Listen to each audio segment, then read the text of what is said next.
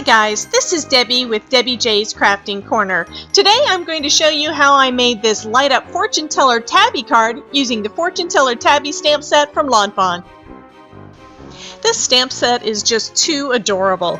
It's designed to go with the reveal wheel interactive die sets from Fawn, but I wanted to use it a little differently for this card. Let's get the kitty ready first. I'm stamping him onto a scrap of Recollections 65-pound white cardstock, gotta use up my scraps, in Memento Tuxedo black ink.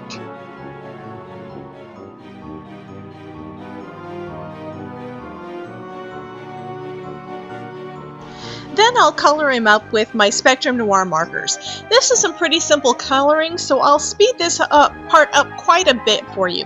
By the way, you can always adjust the speed when you're watching videos on YouTube, so you can speed this up or slow it down if you need to. I'm starting off by coloring the tablecloth purple with yellow stars and moons. For the stars and moons, I'm using LY1, and for the tablecloth, I'm using LV1 and LV3. I love this color, but I always have trouble with these purple markers. I haven't found one that works well as a mid-tone between the bright LV1 and the super dark LV3. LV2 has kind of a brownish tone, so it just doesn't work for me. So I'm touching the tip of my LV1 to the LV3 to absorb some of the darker ink onto the lighter marker, and then using that to blend. It's not perfect, but I really like the result.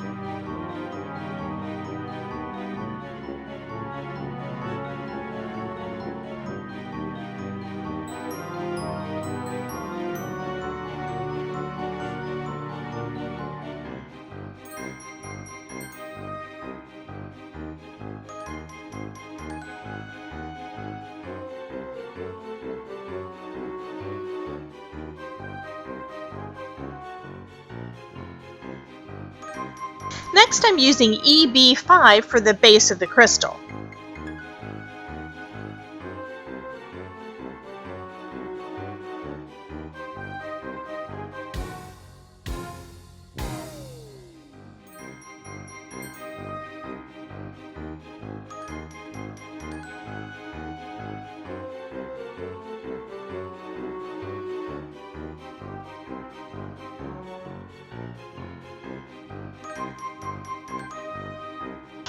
For the kitty, I'm moving away from the typical black cat that I usually do. I do have two black cats, so I guess I'm kind of partial to them. Instead, I'm using GY3 and GY4 for this cute little fortune teller.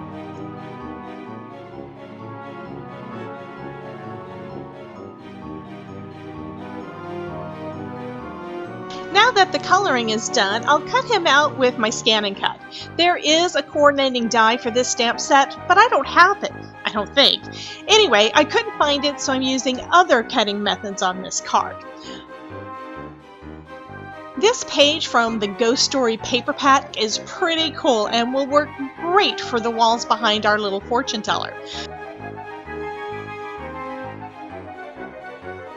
I cut a 5.5 by 4¼ inch panel from the sheet and decided to position the fortune teller to the left-hand side of the panel. Now I need to cut out the crystal ball. I'm using the circle die from the reveal wheel die set. To make sure that the circle is perfectly lined up on both the card panel and the kitty image, I tape the kitty where I want him positioned on the panel with some low tack washi tape.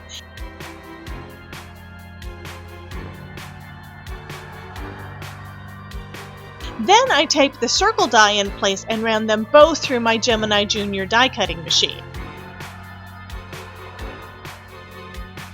After removing the tape, I need to set up the light up mechanism.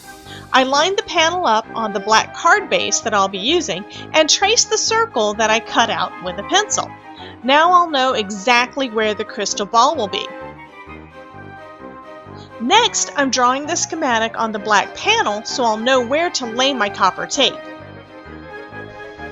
I decided to put the battery down in the lower right-hand corner. If I could do it again, I'd move it at least a 1/4 inch in from the edges so that I could trim the panel down and so that the foam tape won't be so visible. I always forget to do that. The way that these circuits work is that the battery has a positive current side and a negative current side, and so does the LED. So we run the copper tape to conduct the positive current from the battery to the positive side of the LED, and then we do the same for the negative side. Completing the circuit turns the light on. Since we don't want the light to be on all the time and drain the battery, we create a switch that will complete the circuit only when we want it to. Oh, and by the way, I'm not using a kit for this. You definitely could, and that does make this process a bit easier.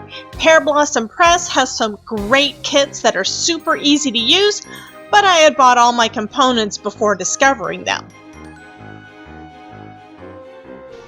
The copper tape that I have is about a 1/4 inch wide, but it doesn't really need to be. So I'll cut it vertically, and that gives me twice as much tape, more to play with.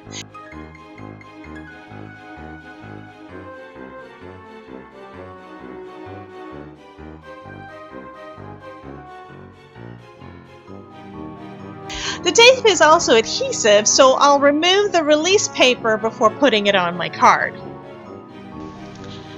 So I'm just following the lines that I had drawn, and when you get to a corner, you fold it back on itself and then make a fold to have it go pretty much flat. You want it to go as flat as it can. Yeah, this is a little tricky and I need a lot more practice.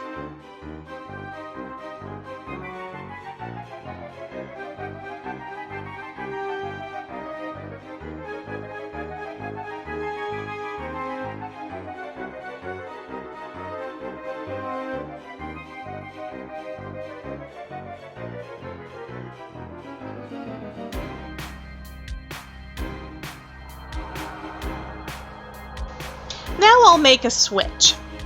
I'm taking a scrap of 65-pound cardstock and folding it over the battery.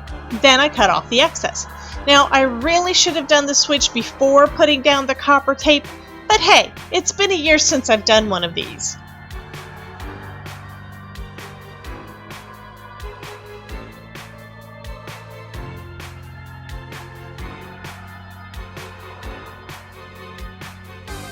I used a tape runner to adhere the paper switch down and then finished running that copper tape onto the switch, over the edge, and onto the inner side. This part is very important because this is where the tape is going to touch the battery.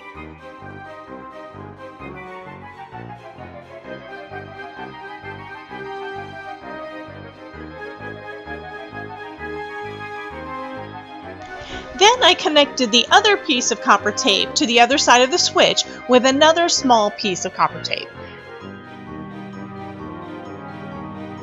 And now I'll just burnish it all down. This is supposed to help the conductivity, I say that word real fast, of the copper tape. Now we can test it. I do that a lot since I'm not an expert on light-up cards yet. I'm always afraid that I'll do something that will make it stop working. It's better to test it along the way, just in case, so I can fix it.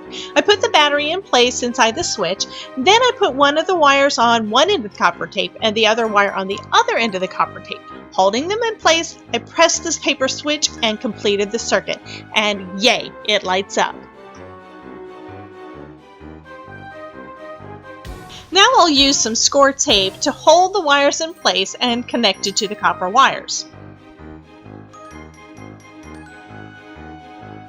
Next, I'll work a little on the front panel. The idea was to have a message in the crystal ball that wouldn't be seen unless you press the button. I didn't quite achieve that on this card, but I'm able to dim that sentiment. and I have some ideas that may work even better next time. I stamped the really bright sentiment on a vellum scrap that's a little larger than the circle in the panel, and I'm placing a second vellum scrap on top of that one. I'll adhere both to the inside panel behind the window. Now we have 2 layers of vellum, one with a message, in front of that LED light.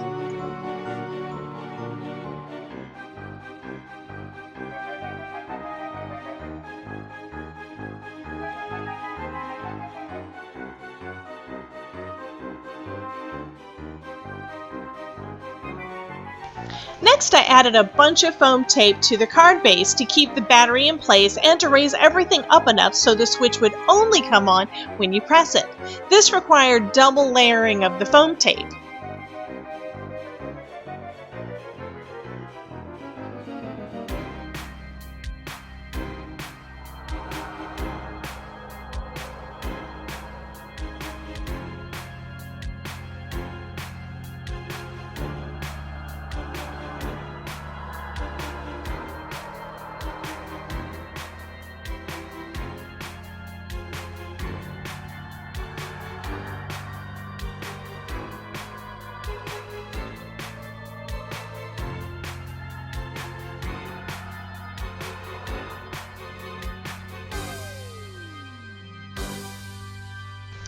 This is also where I realized that I should have had the battery positioned a 1/4 inch or so in from the edge.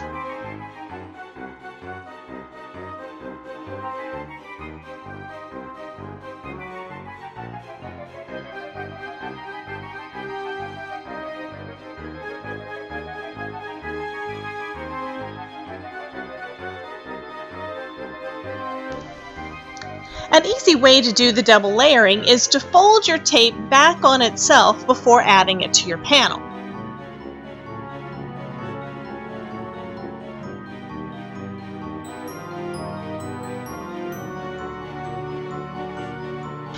And it's okay to put the foam tape over your copper tape. It doesn't mess with the conductivity.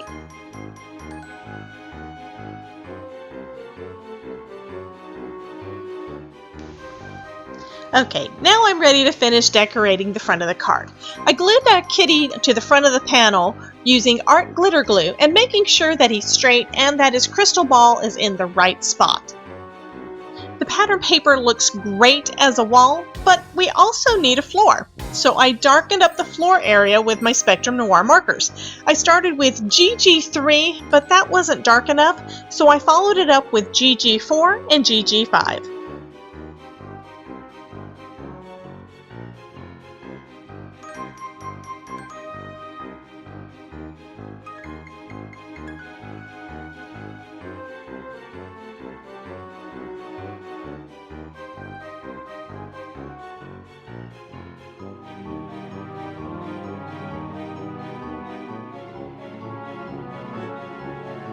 Next, on to the sentiments. I couldn't decide what I wanted to use, so I stamped and heat embossed several. After using my anti-static tool, I stamped "I Predict Your Day Will Be" with some WOW embossing ink onto a scrap of black cardstock. I covered that in some silver embossing powder that a friend gave me and then heated that up with my Marvy Heat embossing tool. Then I did the same thing using a scrap of white cardstock, stamping in VersaFine Onyx Black ink and embossing with WOW clear embossing powder.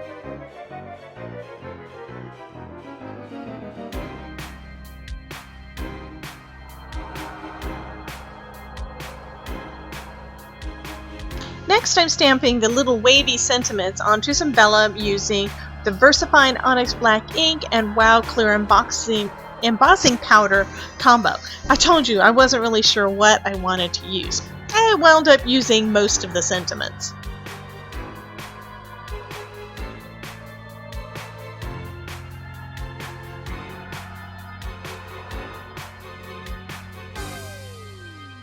I decided to use a couple of sentiment strip die sets to cut out the larger sentiments. These are so cool because they give you perfectly cut sentiments every time, and the Lawn Fawn set has fishtail banners, which I pretty much struggle with to cut correctly with scissors. A lot of the time though, I just don't take the time to pull out the dies from my stash and to use them. I think I'll start keeping these sets up at my desk. Since I'm using 2 sets, I can cut 2 sentiments at a time, and I used some washi tape to hold them in place and ran them through my Gemini Junior. I think I like the white fishtail banner the best, so I'll use it on the front of the card. Next, I cut the Vellum sentiments by hand.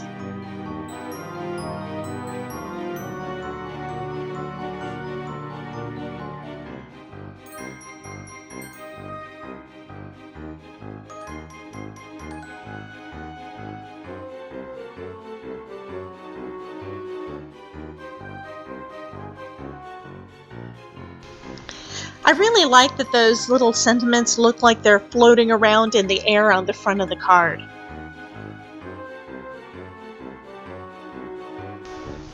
To adhere them, I ran the Vellum sentiments through my little Xyron sticker maker. This adds adhesive to the entire back of the vellum, basically turning it into a sticker. And you can't see the adhesive through it.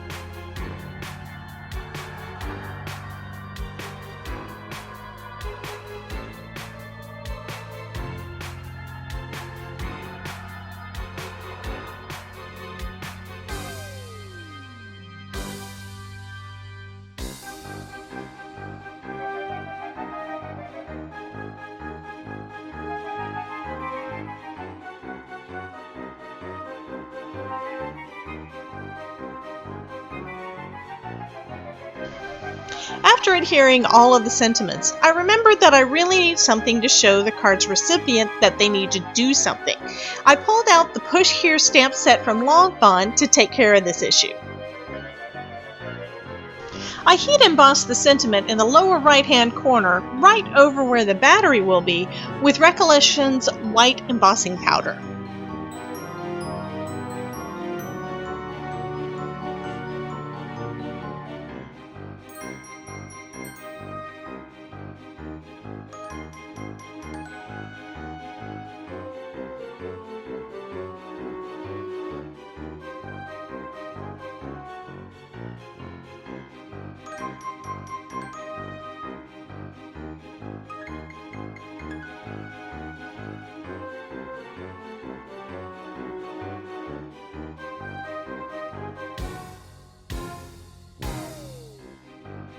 Finally, now we're ready to adhere the front panel. I removed the release paper from one end of the card base and lined up the end of my card panel before adhering that end down. Then I removed the rest of the release paper and adhered the rest of the card panel down. That was the only way that I could get this straight.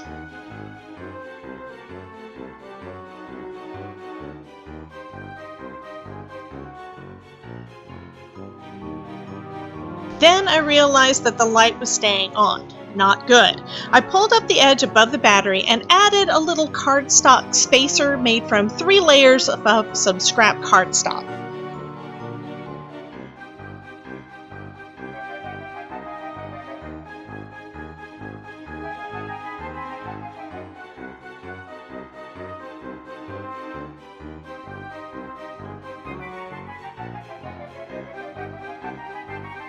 Then I added a 4 by 5 1/4 inch panel on the inside of the card.